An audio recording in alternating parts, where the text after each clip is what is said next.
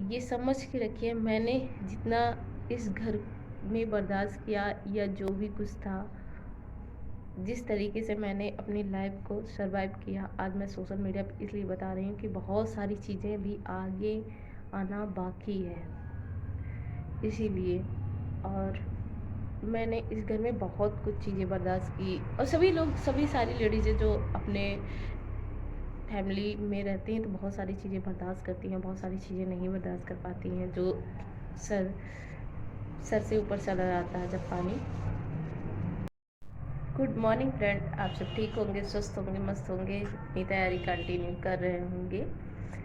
तो सुबह का टाइम है, पूजा मेरी हो चुकी है, अब चल रहे हैं पढ़ाई करने। चाय पी चुके हैं, चाय पीने के बाद ही पढ़ाई स्टार्ट कर रहे हैं।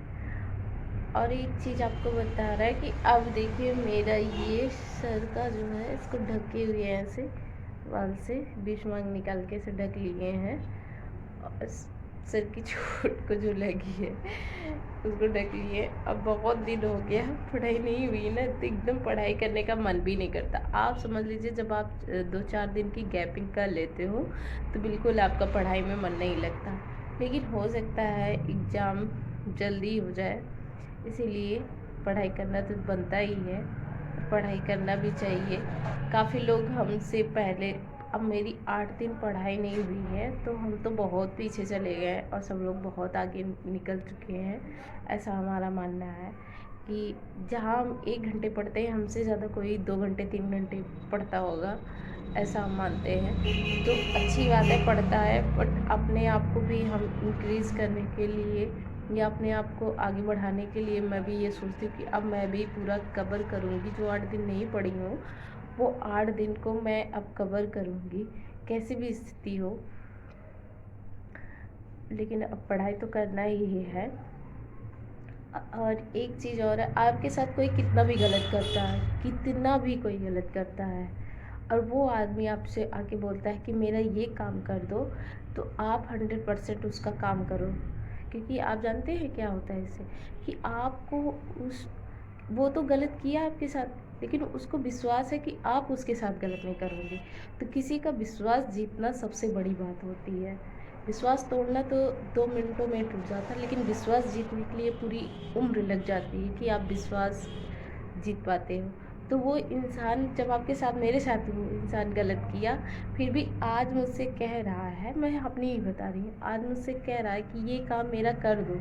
सोचो, मेरे साथ गलत करने के बाद भी वो इंसान बोल रहा है कि ये काम आप मेरे लिए कर दो। तो मैं सोची, यार गजब, ऐसे कैसे हो सकता है, ये इंसान मुझसे कह सकता है काम करने के लिए। फिर हम कि नहीं, इसका विश्वास है मेरे ऊपर, तो मैं इस काम को, मैं अपना काम छोड़ के उसका काम कंप्लीट की, सच में बता रही हूँ आपको।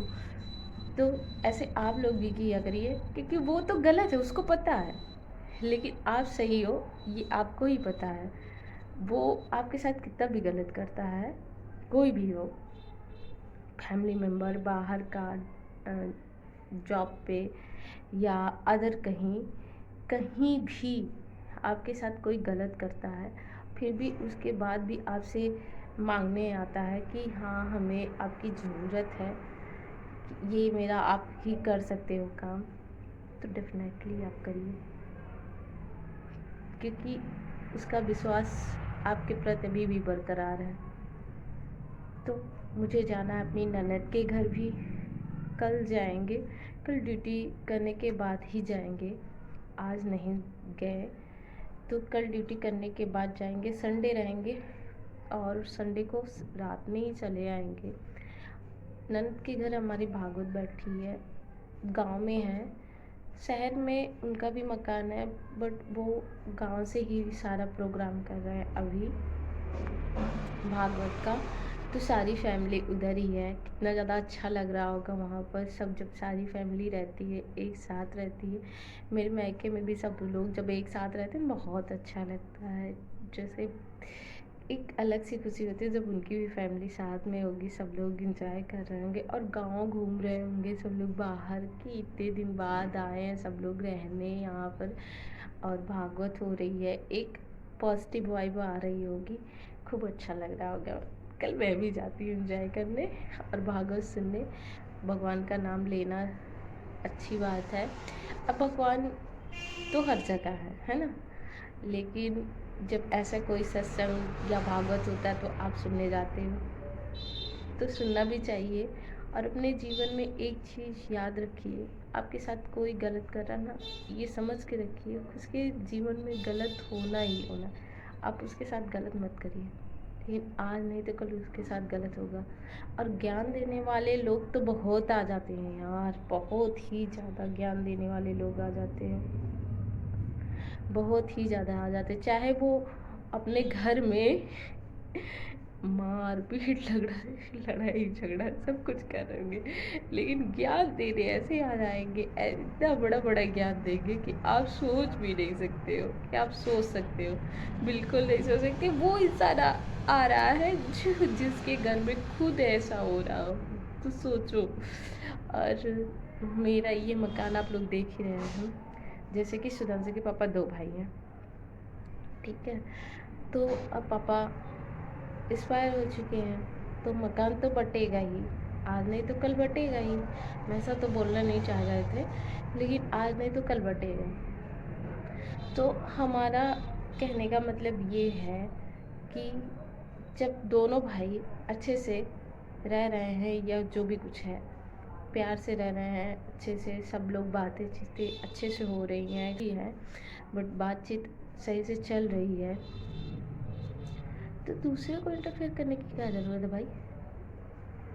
क्या ज़रूरत है उसको इंटरफेयर करने की? ये दिखाने आ रहा है कि मैं या मेरे मामा थे या मेरे चाचा थे या मेरे ताऊ थे, जो भी कोई हो, इंटरफेयर करने चले जाते हैं। लेकिन अपने घर जाके देखो भाई, मैं तो यही बोलूँगी हमेशा, अपने घर में जाके देखो।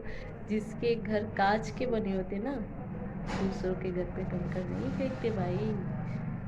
तो कंकड़ मत फेंको मेरे घर पे, लड़ाने की कोशिश मत करो, बहुत लड़ा चुके, अब मत लड़ाओ। समझ के रखिए, जो आपके साथ गलत कर रहा है या कर रही है या कर रहा होगा, आज नहीं तो कल ऊपर वाला के यहाँ देर है अंधेर नहीं, ये भी नोट करिए कि देर है अंधेर नहीं।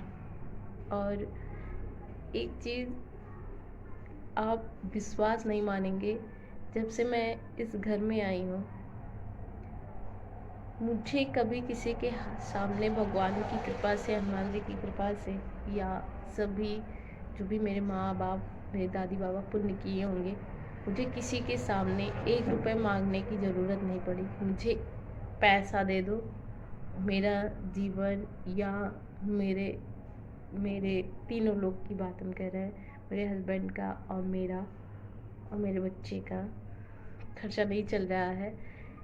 परमात्मा है ना, जब आप उस पे विश्वास करते हो, गैरों पर छोड़ के सिर्फ परमात्मा के ऊपर विश्वास करते हो, तो वो कभी आपके साथ गलत नहीं करता। और मैंने कभी भी 1 रुपए नहीं मांगा किसी से। मैं कैसी भी स्थिति में सर्वाइव कर ली। मैं आपको अपनी जर्नी शेयर करूँगी ना, तो आप लोग सोचेंगे भी, एक बार सोचेंगे कि कितना सर्वाइव की। ये हमारी शादी तो समझ लीजिए आप 2009 दिसंबर में हुई थी।